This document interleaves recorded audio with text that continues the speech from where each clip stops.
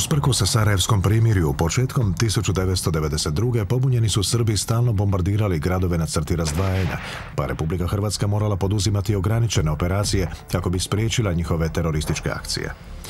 Tijekom 1994. počele su vojne operacije kojima je u 10-ak mjeseci slomljena srpska obrana u Livanjskom polju i na obroncima Dinare i Šator planine.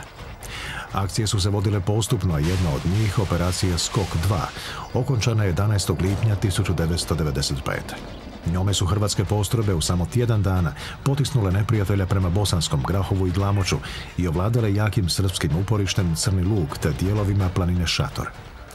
Time je Livanjsko polje u cijelosti osigurano za manevar hrvatskih postrojba, koje su spojene od Dinare preko Šator planine i Staretine sve do Kupreških vrata.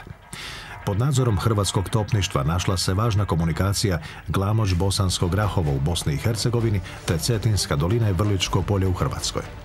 Operaciji Skok 2 prethodile su dvije vrlo složene ofenzivne akcije Zima 94. i Skok 1, u kojima su tijekom zime hrvatske postrojbe ovladale svim planinskim visovima u okruženju Vrlike i Knina.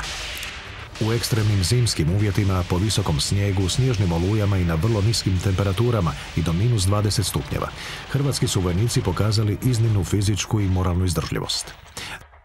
Napade je predvodila 4. i 7. gardijska brigada uz potporu 126. brigade te 14. i 20. topničko-raketnog diviziona uz koordinaciju s postrojbama Hrvatskog vijeća obrane.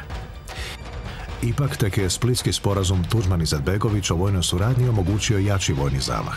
Na temelju njega izvedena je zajednička akcija Hrvatske vojske, Hrvatskog vijeća obrane i armije Bosne i Hercegovine ljeto 95.